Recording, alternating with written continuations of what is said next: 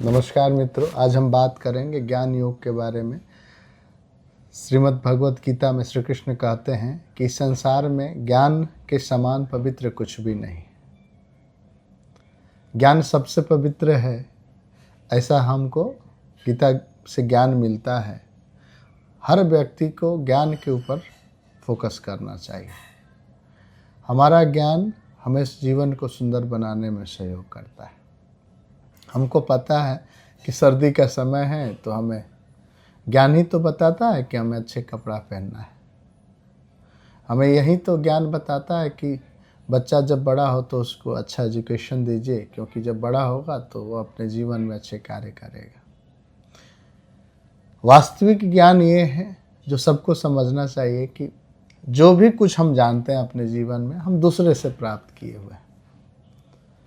आजकल का ट्रेंड है कि लोग कहते हैं कि नहीं जी, हम तो जेन जी हैं, मिलेनियम हैं और फलाना ढिमका हैं, हम तो नए सोच रखते हैं।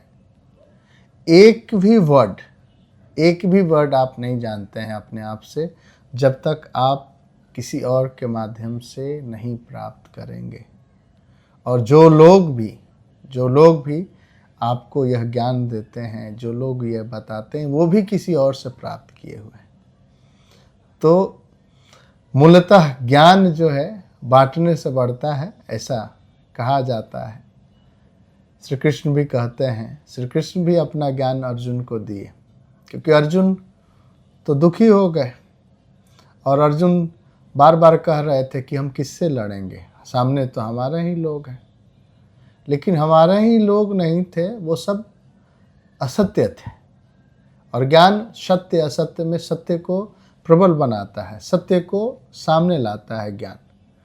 तो ज्ञान का महत्व तब आपके जीवन में हर क्षण है जब आप उसको समझें और उसको अपने जीवन में उतारिए।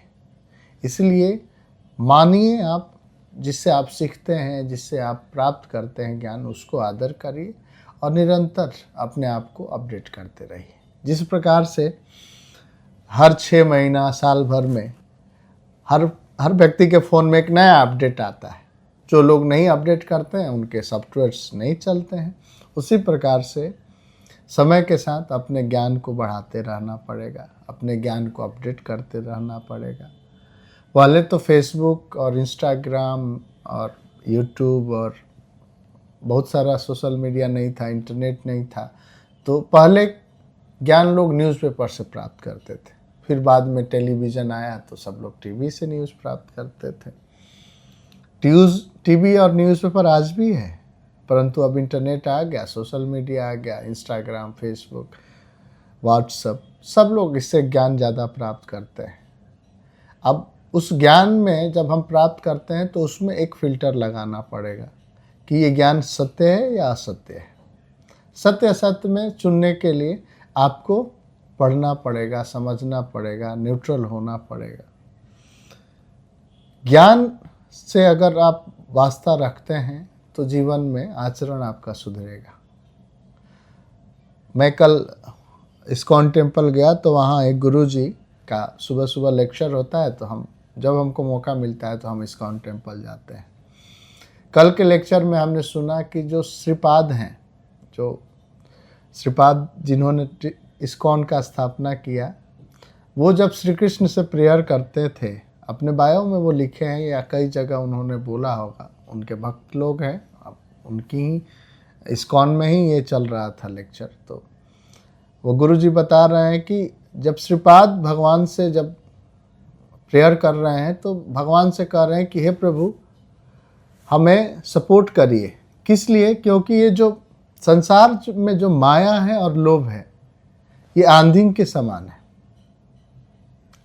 आंधी जो बवंडर है, तूफान है, और उस तूफान के सामने हम मनुष्य, हम साधक तिनका है, और एक तिनका आंधी के समान तो रुक नहीं पाएगा। इसलिए हे प्रभु, ये जो माया और लोभ है, उस आंधी के सामने हम तिनका को सहारा दीजिए। उनके भी मन में भय हमेशा रहता था कि हम अच्छे कर्म तो कर रहे हैं, लेकिन कहीं हमारे साथ अहित ना हो जाए या हमारे करने में कहीं त्रुटि ना रह जाए। यह सच्चा ज्ञान है। अगर व्यक्ति अपने कर्मों में निपुण होना है तो मन में भय होना चाहिए कि हमारी गलतियाँ ना हो, और उसके लिए आप सजग रहेंगे तो अगर जो व्यक्ति एक्सेप्ट कर ले कि हमारे में कमी है, वो अपने ज्ञान को बढ़ा सकता है। तो सुंदरता होगा जीवन का कि आप अपने ज्ञान को बढ़ाते रहिए निरंतर। और श्री कृष्ण कह ही रहे हैं कि इस संसार में ज्ञान से पवित्र कुछ है नहीं, और सबको पता है कि गीता सबसे बड़ा अच्छा ग्रंथ है जो जीवन को सुंदर बनाता है। हमेशा ज्ञान को आप प्राथमिकता दीजिए, अपने बच्चों को सिखाइए, अपने परिवार को सिखाइए कि ज्ञान बहुत ज़रूरी है जीवन के लिए। जब ज्ञान अगर होगा तो जीवन सरल हो जाएगा।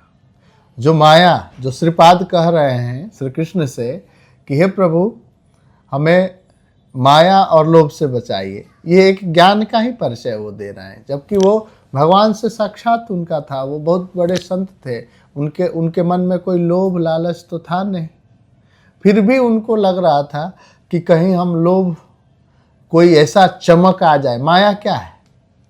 माया चमक है। आपको कोई सुंदर व्यक्ति दिख जाए, उसमें आपको अफेक्शंस हो जाए, सुंदर गाड़ी दिख जाए, सुंदर घर दिख जाए, सुंदर वस्तु दिख जाए, और मन में एक कपट, एक लोभ पैदा हो जाए कि ये तो हमारे पास होना चाहिए, तो चोरी करने लगे या कुछ और बुद्धि लगाने लगे, तो वो वहाँ पर असत्य है। सत्य है कि उस माया के सामने अपने मन को स्थिर रखना है कि नहीं, हमारा ये नहीं है। कुछ लोग ज़रूर कहते हैं, हमारे एक मित्र हैं और मेरे स्टूडेंट भी हैं जो लंदन में रहते हैं, तो उनका कहना है कि सर आप माया तो बोल रहे हैं कि माया और लालच ना हो, तो इसमें कहीं ऐसा तो ना हो कि आदमी के प्रोग्रेसिव नेचर कम हो जाए। हम कल ही जब हमारी डिस्कशन हो रही थी तो हम बोले कि नहीं, प्रोग्रेस इज़ अलग, कर्म इज़ अलग। कर्म श्री कृष्ण को, अर्जुन को समझा रहे हैं। कर्म कैसे समझा रहे हैं कि जब अभिमन्यु का देहांत हो गया, वीर गति प्राप्त कर गए, तो अर्जुन तो विमुख हो गए, और अर्जुन ने बोला कि अब युद्ध किस लिए, क्योंकि जब पुत्र ही नहीं रहा तो युद्ध का कोई महत्व तो है नहीं। और बहुत दुखी हुए, और अर्जुन को पता था कि ये तो श्री कृष्ण है, क्योंकि वो विराट रूप तो देख ही चुके थे। तो श्री कृष्ण बहुत मोटिवेट कर रहे थे। अर्जुन ने बोला कि देखो आप तो भगवान हो, आप नारायण हैं, आप हमारे बच्चे को रिटर्न करिए, और नहीं तो हम तो कुछ नहीं कर पाएंगे, और आप अच्छे मित्र हैं हमारे, तो हमको सहयोग करिए। श्री कृष्ण ने बोला कि देखो विधि का विधान तो भगवान होकर भी नहीं मिटा सकते हैं, और कोई भगवान होगा वो और भी, ये सच्चाई है कि कोई भी भगवान आपका विधि का विधान नहीं मिटा सकता है। श्री कृष्ण कह रहे हैं कि देखिए हम आपको मिलवा जरूर सकते हैं अभिमन्यु से, लाना ये आपके ऊपर है, अगर आप एग्री कर लीजिएगा तो लाइएगा। चलिए हम आपसे मुलाकात करते हैं। लेकर जाते हैं स्वर्गलोक में, और वहाँ पर बहुत मौज मस्ती में है अभिमन्यु, क्योंकि उनका जो अपना साइकिल ऑफ लाइफ बर्थ था वो ख़त्म हो गया था। तो अर्जुन तो देखकर बड़ा आश्चर्य हुआ कि हम तो यहाँ इतना दुखी हैं और इतना बेचैन हैं, और सब कुछ भोजन त्याग दिए, कुछ भी अच्छा नहीं लग रहा है, युद्ध रोक दिया हमने, हम अपने पूरे जीवन को रोक लिए, और जिसके लिए रोके हैं वो तो यहाँ मौज मस्ती में है, पार्टियाँ चल रही हैं, वहाँ आनंद ले रहे हैं। फिर उन्होंने, श्री कृष्ण ने बुलवाया अभिमन्यु से और बोला कि अर्जुन बात करना चाहते हैं कुछ। अर्जुन ने अपना प्रस्ताव रखा कि बेटा देखो, हम तो, तुम्हारी माँ, हम पूरा परिवार दुखी हैं और कुछ नहीं कर पा रहे हैं, अब जो है हमारे साथ चलो, नहीं तो हमारा जीवन तो अकारत हो गया, कोई भी खाना नहीं खा रहा है, सब लोग उपवास में हैं, सब लोग दुख में हैं। अभिमन्यु ने बोला कि देखिए आपके हम पुत्र बन के आए थे, और ये सिर्फ 16 साल के लिए था। 7 बार आप हमारे पुत्र थे, 7वें बार जन्म जब आपने लिया पुत्र के रूप में, तो हम पिता होने का जो है कर्तव्य वो कहीं चूक हो गई, इसीलिए हमको 8वां जन्म हमें लेना पड़ा आपके पुत्र के रूप में, और जो हमको चूक हुई उसको हमको भरपाया करना था, उसको हमको पूरा करना था कि जो हमारे चूक पिता होने में रह गया उसको पुत्र हो करके हमको पूरा करना था। इसीलिए आपके यहाँ हमारा सिर्फ 16 वर्ष के लिए ही जन्म हुआ था। आप जाइए, आप अपना कर्म करिए, 7 बार आप मेरा बेटा बने। हमने कभी आपसे नहीं बोलने आया कि 8वें बार क्यों नहीं बने। हम आपके पुत्र बन के आए थे क्योंकि हमसे कोई त्रुटि थी, उसको हमको भरपाया करना था। इसीलिए हे अर्जुन, आप जाइए और अपने कर्म करिए। अर्जुन को सुनने के बाद तो उनकी चक्षु खुल गए और बंद आंखें खुल करके और उनको दिमाग में भी बहुत रियलाइज़ किया और फिर वो आकर के फिर से अपना महाभारत की। तो कर्म जो है, जो हमारे मित्र बोल रहे थे लंदन वाले, तो जो कर्म है वो कर्म तो करना ही है। इतना विकट परिस्थिति में श्री कृष्ण कर रहे हैं कि जिस व्यक्ति का पुत्र जाने के बावजूद भी बोल रहे हैं श्री कृष्ण कि आपका कर्म है युद्ध करना, क्योंकि आप अधर्म के खिलाफ कर रहे हैं, तो निरंतर कर्म करते रहिए। यही जीवन है कि जब ज्ञान होगा कि कर्म करना है, अकर्म करना है, कर्म नहीं करना है और करना है तो कैसे करना है, और यह बतलाने की तरीका को ज्ञान कहते हैं। इसलिए आप लोग अपने ज्ञान को और बढ़ाइए और अपनी जिम्मेदारियां, अपने कर्म को समझिए और अपने जीवन में जो भी निर्वहन है कर्म वो करते रहिए।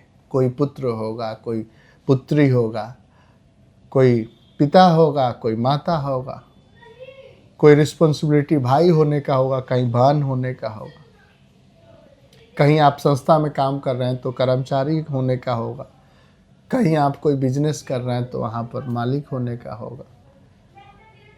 अनेकों जीवन में जिम्मेदारियां हैं, जो जहाँ हैं कुछ न कुछ रिस्पॉन्सिबिलिटी तो है।